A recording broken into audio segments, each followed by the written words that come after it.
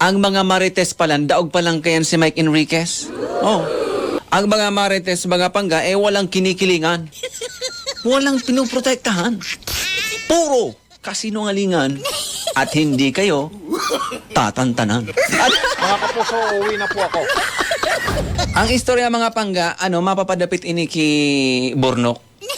Ini si Bornok mga tugang, ining aki na ini, may bansag ini, si Bornok alias Bayakibok.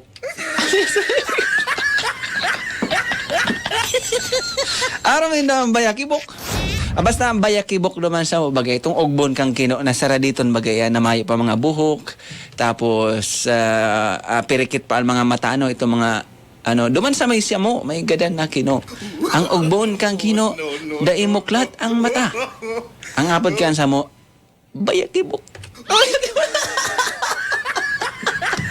Ngunyan, ini si Bornok por dahil aki pa, mga 3 anyos gayon 4 anyos, uni ko iho siya kan sa iyang magagayon asin na guwapitong mga magurang. Siyempre, so normalmente sa tuyan na mga Pilipino, sa tuyan mga aki, habu tasindanin tinutokdoan mga mararaot na bagay. Pero por dahil tinutokdoan si Bornok kan sa iyang mga magurang nin marahin na gawi, marahin na bagay, may mga bagay ini si Bornok mga pangga na curious siya na maaraman. Sarong beses da mga tugang, sarong banggi. Habang nagtuturog da sarong pamilya, sinda, nalimpungatan da si Bornok alias Bayakibok. Mga matangaan na. No. Nahiling niya da mga pangga si mama niya. Mahidang kalso. Por dahil aki, curious duman, naghapot si Bornok. Sabi ni Bornok, Nay, ano po yan, Nay, nasa kakaanin doon, marambungon. Simbag da kasunanay ni Bornok ay, Nonoy, Bornok, baga para intindikaan. No. Ining nasa kakaan ko na marambungon, di mo ni baga para intindihan, taataman ko ining ukay.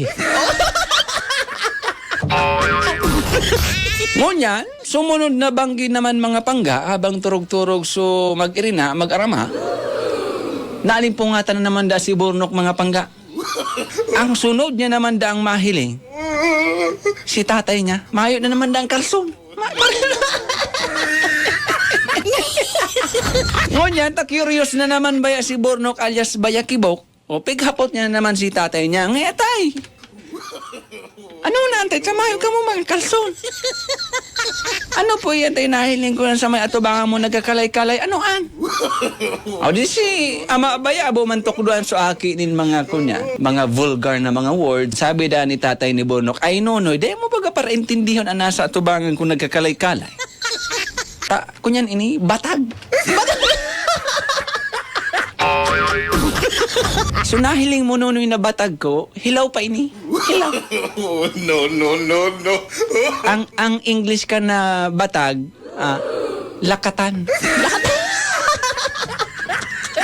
Sabi da ni Bornok, anong tayo talakatan ng English kang batag? Sabi baga ni Ma'am, banana.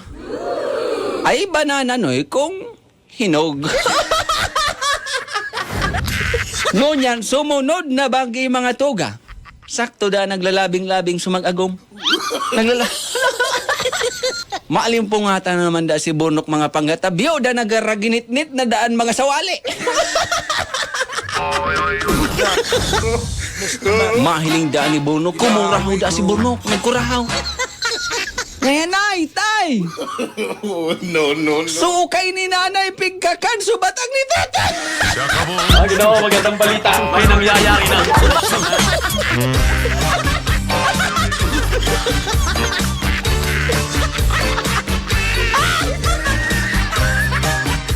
Thank you so much, Kipading Marcelo Sabanal Medina sa pagpadara kan istorya sa Facebook.